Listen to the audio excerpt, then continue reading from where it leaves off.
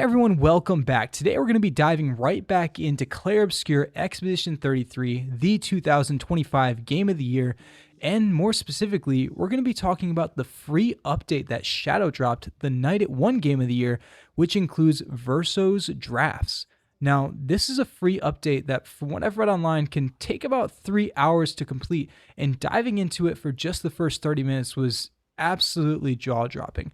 I think this new realm is so diverse. I think it's beautiful and I think it's really fun. I really wanted to get my initial impressions out and I wanted to talk about this before I was able to experience the whole thing. So with that being said, please pretend you're Mael and use Stendhal on that like button and subscribe if you're interested, and let's get right into it.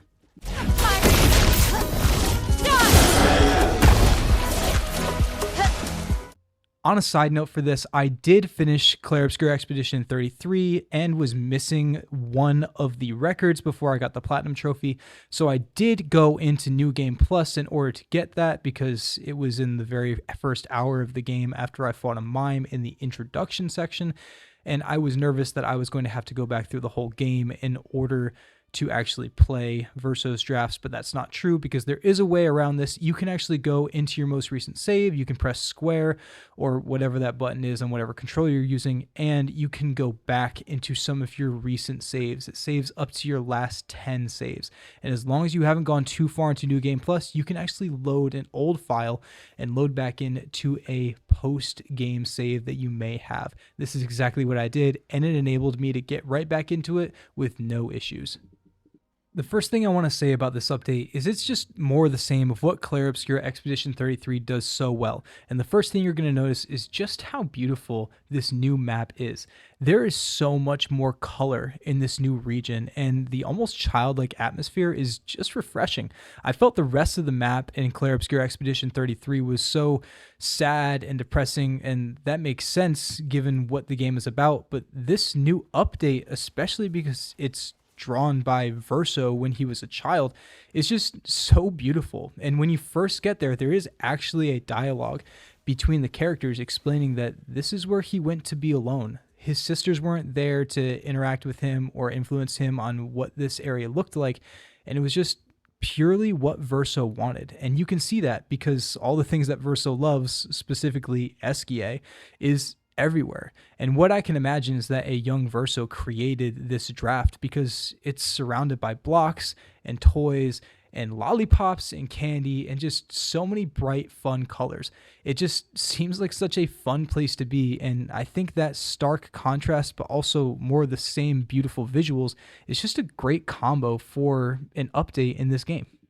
Having painted Verso with you in this experience is also really handy.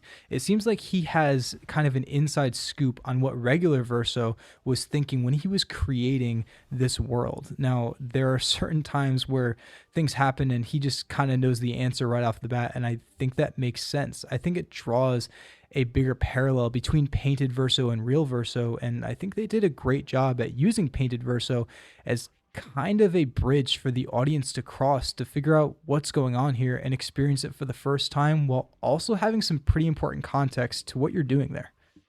It wants cake. But it's a door. Doors deserve cake too. Esquier also has some additional dialogue in this location, and I think it's absolutely hilarious. Always have I been a fan of Esquier. I think that he's been funny throughout the entire game, and hearing him say certain things throughout this region has been funny, and I'm actually quite excited to see who his archest nemesis is as I get to the end of this region.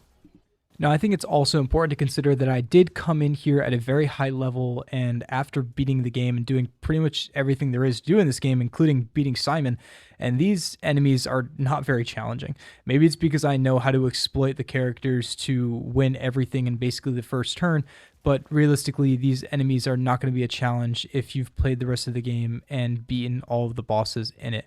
I still think they're very fun, and I think they're designed to look really cool, but they're not going to be a physical challenge. I actually had to try and skip certain parts of my turn in order to see what attacks they had, and although it was fun to see what they had, it actually took effort to see it. This is not designed for people who have completed the game. It's designed to naturally be found as you're going through the game. And while I think that's smart because there is no level scaling in this game, I thought that perhaps it took away from my experience a little bit. But that is not taking away from the update as a whole.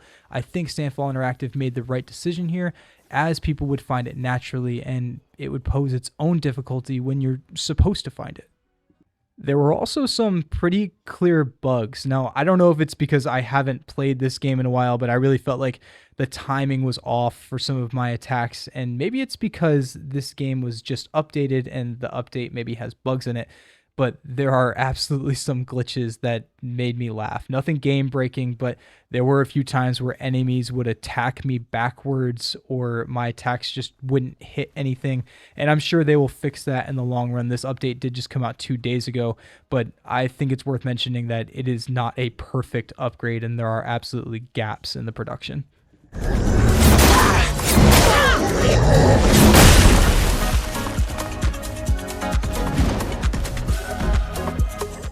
And finally, it would not be Clair Obscure Expedition 33 if there was not an absolutely infuriating and frustrating platforming section.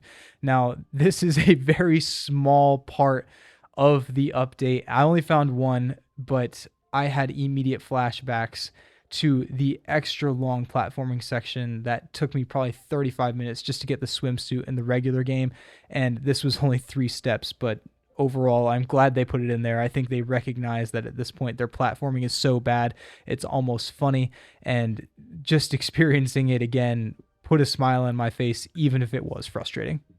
Overall, I think that this update is pretty fun. It's also free, so there's really not many complaints that I can make about it. There's absolutely companies out there that would charge $15 for this update, and maybe it would have more, but I guarantee it wouldn't have nearly as much personality as Sandfall Interactive was able to put into this update. I think it's really fun. I'm excited to dive back in and play more. And when I have a chance, I'm really excited to get back into another super boss. Let me know what you think. Do you think that this was a worthy update? Do you think that there's more coming? And do you think that Clair Obscure Expedition 33 deserved to be the game of the year 2025? I look forward to hearing what you guys have to say in the comments and can't wait to talk to you in the next one.